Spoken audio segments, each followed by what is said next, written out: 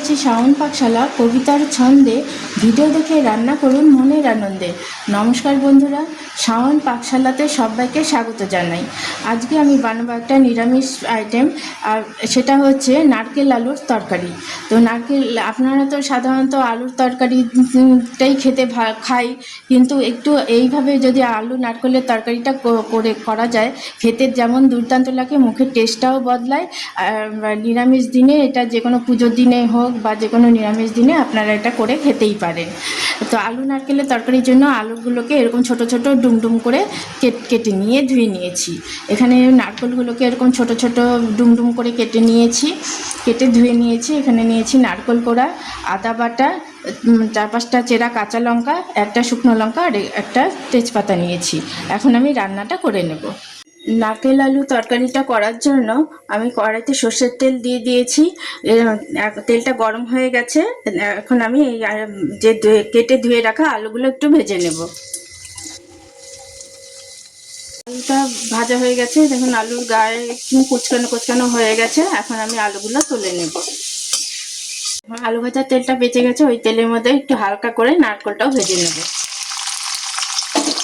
নারকেলটাও হালকা করে ভেজে নিয়েছি, এখন আমি নারকেলটা তুলে নেব। এখন ওই তেল বেঁচে গেছে, তেলের মধ্যে এই রান্নাটা আমি করে নেব। এখন দিয়ে দিচ্ছি তেজপাতা আর একটা শুকনো লঙ্কা ফোড়ন, আর দিয়ে দিচ্ছি সাদা জিরে ফোড়ন, দিয়ে দিয়েছি আদা বাটাটা। মিডিয়ামে দিয়ে আমি আদাটা ভালো মতো করে কষে নেব, যতক্ষণ না আদার কাঁচা গন্ধ যাচ্ছে। সামান্য জল দিয়ে দিচ্ছি, দিয়ে ভালো মতো করে এখন আমি আদাটাকে কষে নেব যতক্ষণ না আদার কাঁচা গন্ধটা চলে যাচ্ছে। এখন দিয়ে দিচ্ছি কিছু গুঁড়ো মশলা। আদার কাঁচা গন্ধটা চলে গিয়ে তেল উঠে গেছে, ভেসে উঠেছে। এখন এর মধ্যে দিয়ে দিচ্ছি হলুদ গুঁড়ো, জিরের গুঁড়ো, দিয়ে দিচ্ছি ধনিয়ার গুঁড়ো,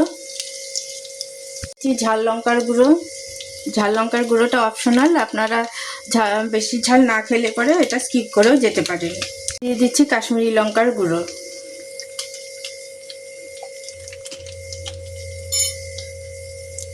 দিয়ে দিচ্ছি সামান্য জল, যাতে গুঁড়ো মশলাটা পুড়ে না যায়। দিয়ে সমস্ত গুঁড়ো মশলার সাথে আদাটাকে ভালো মতো করে কষে নেব। এখন দিয়ে দিচ্ছি কোরানো নারকেলটা দিয়ে সমস্ত মশলার সাথে ভালো মতো করে কষে নেব। দিয়ে দিচ্ছি অল্প একটু জল, দিচ্ছি চেরা কাঁচা লঙ্কা। আঁচটাকে মিডিয়ামে দিয়ে আমি এগুলো সমস্ত কিছুর সাথে ভালো মতো করে কষে নেব। মশলা ভালো মতো কষানো হয়ে গেছে, চারদিক থেকে তেলগুলো ভেসে উঠেছে। এখন এর মধ্যে দিয়ে দেব পরিমাণ মতো জল। এটা খুব চটজলদি হয়ে যায়, খেতেও দুর্দান্ত লাগে। আর এটা আমি আমার মায়ের কাছ থেকে শেখা রান্নাটা, খুবই ভালো লাগে। আমি আপনাদের সাথে এই রান্নাটা শেয়ার করা হয়নি, আজকে আমি ভাবলাম আপনাদের সাথে, আমার নারকেল ঘরে ছিল তাই ভাবলাম এই রান্নাটা আপনাদের সাথে শেয়ার করি। এখন আমি আঁচটাকে মিডিয়ামে দিয়ে এটা যতক্ষণ ফুটে উঠুক, তারপরে আমি আলু আর নারকেলটা দিয়ে দেবো। গ্রেভিটা ফুটে উঠেছে, এখন আমি এর মধ্যে দিয়ে দিচ্ছি পরিমাণ মতো লবণ। ভালো মতো ফুটে গেছে, এখন এর মধ্যে দিয়ে দিচ্ছি অল্প পরিমাণ চিনি। দিয়ে দেবো ভেজে রাখা আলু আর নারকেলটা। এটা খেতে এত সুন্দর হয়, আপনারা না বানিয়ে খেলে বুঝতেই পারবেন না যে রান্নাটা এতটা টেস্টি হয়। এখন আমি শেষে দিয়ে দিচ্ছি একটু ঘি। ঘিটা যদি আপনারা পছন্দ করেন তাহলে দেবেন, নইলে স্কিপ করেও যেতে পারেন।